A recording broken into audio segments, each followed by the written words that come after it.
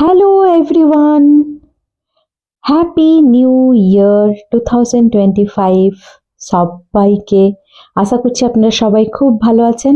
আমি চলে এলাম একটা হেলদি কুকিং ব্লগ নিয়ে।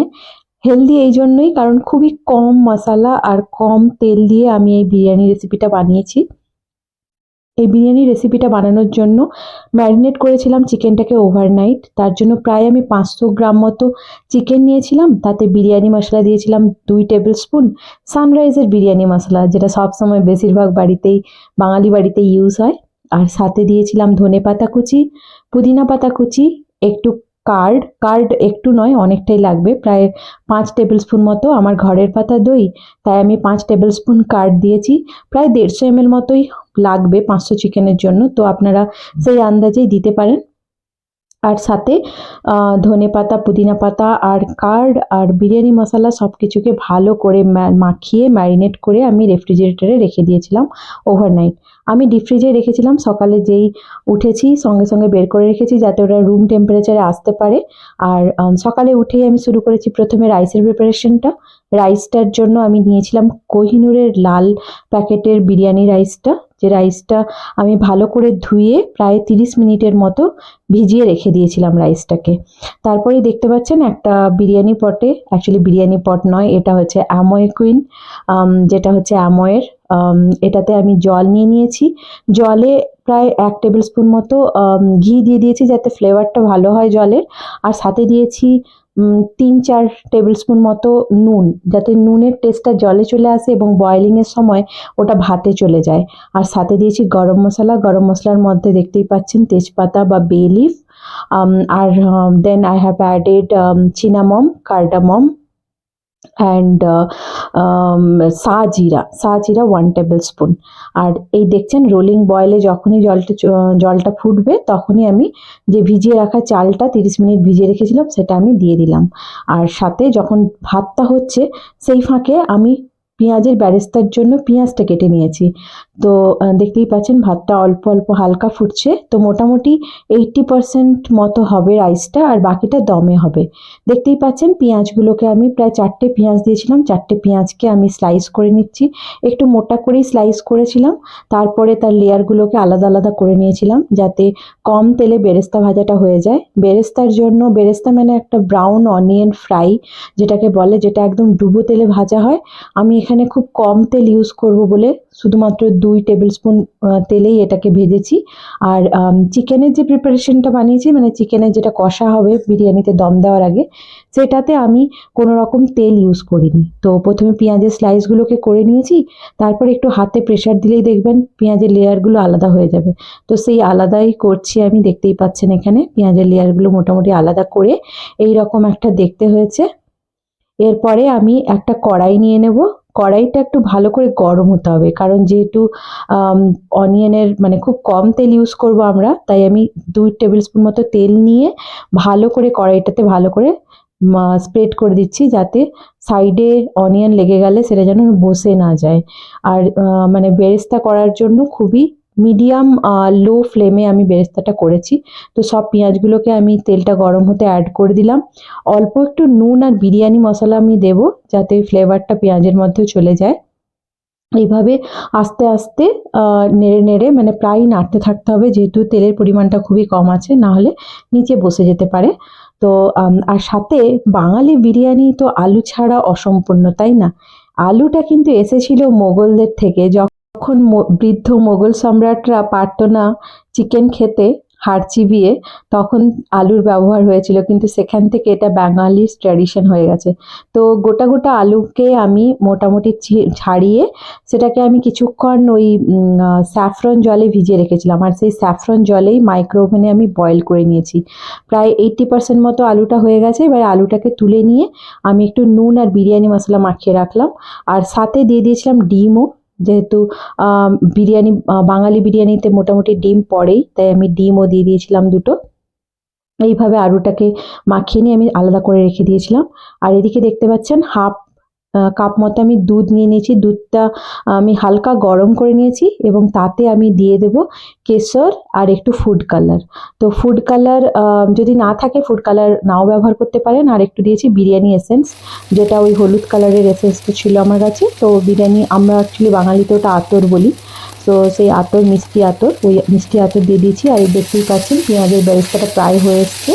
একটু পিঙ্ক পিঙ্ক কালার আসতেই আমি একটু বিরিয়ানি মশলা দিয়ে দিলাম, যাতে ওই ব্রাউনটাতে মানে পেঁয়াজের মধ্যে বিরিয়ানি মশলার ফ্লেভারটা চলে যায়।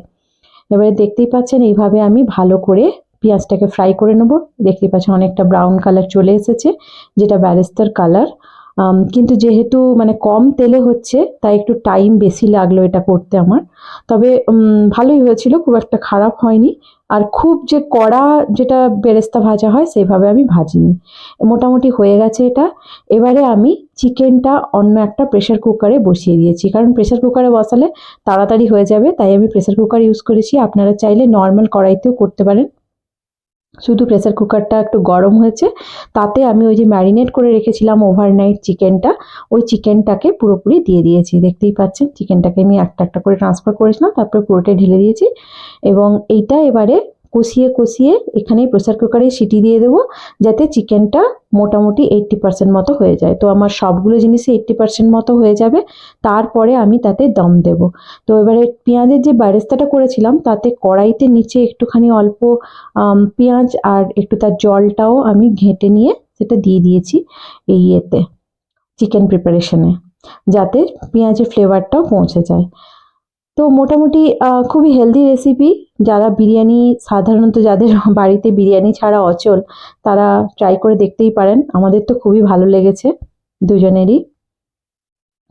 তো আমি ভালো করে মিশিয়ে নিচ্ছি চিকেনটাকে। এইবারে চিকেনটা একটু হালকা হালকা ধরে যেতেও পারে নিচের দিকটায়, সেই জন্য ভালো করে গরম করাটা দরকার কড়াইটা। তারপরে যেই দেখবো একটু একটু হয়ে গেছে, এবারে আমি একটু জল মিশিয়ে দেবো। আলুগুলোও দিয়ে দিলাম, আলু দুটো, যাতে আলুটাও সেদ্ধ হয়ে যায়।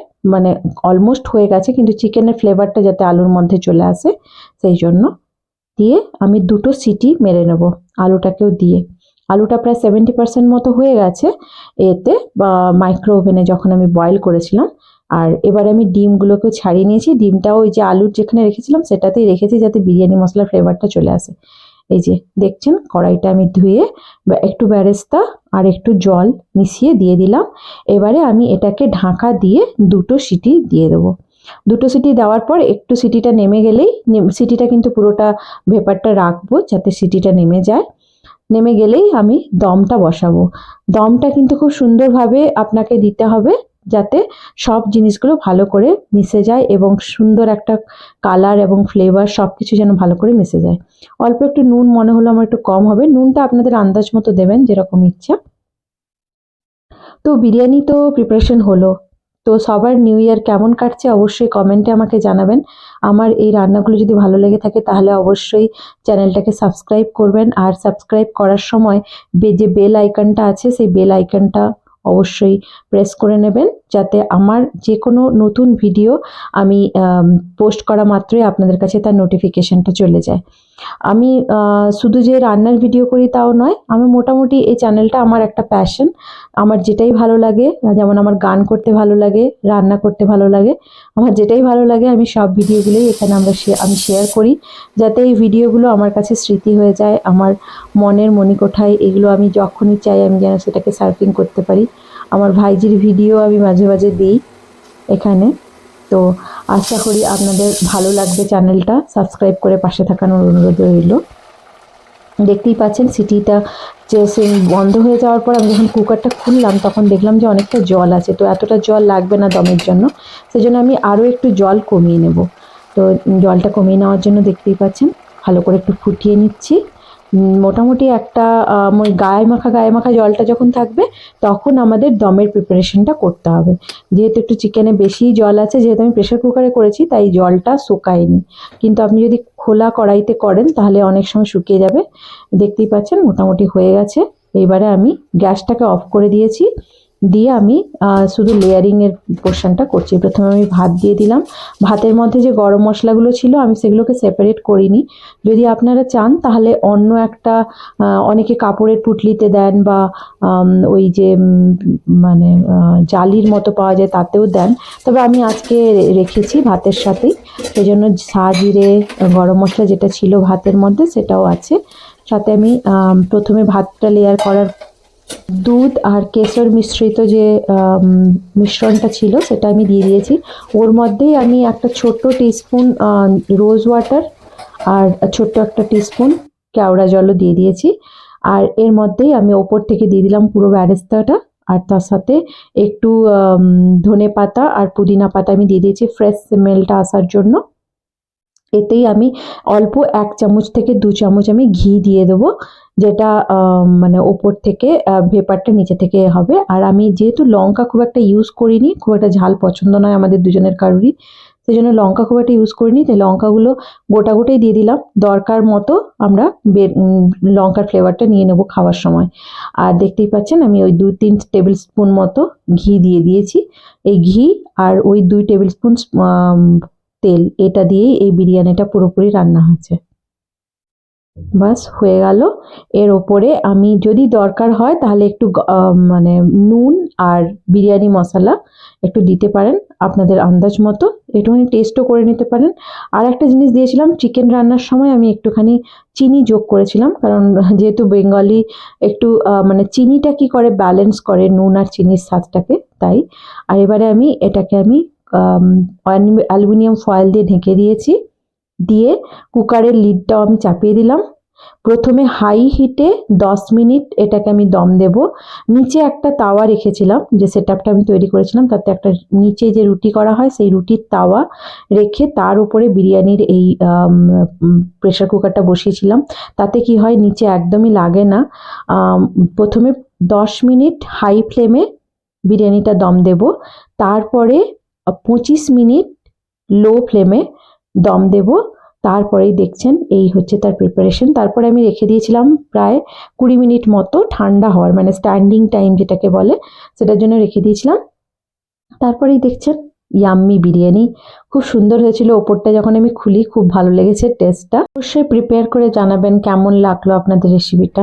আমার ব্লগটা দেখার জন্য আর আমার সাথে এতক্ষণ থাকার জন্য অনেক অনেক ধন্যবাদ। আশা করছি দেখা হবে আবার একটা নতুন ব্লগে। ততক্ষণ খুব ভালো থাকবেন, সুস্থ থাকবেন, সবাই সুন্দর থাকবেন। Take care, have a great day. Thank you so much everyone for watching this video. Thank you for your time.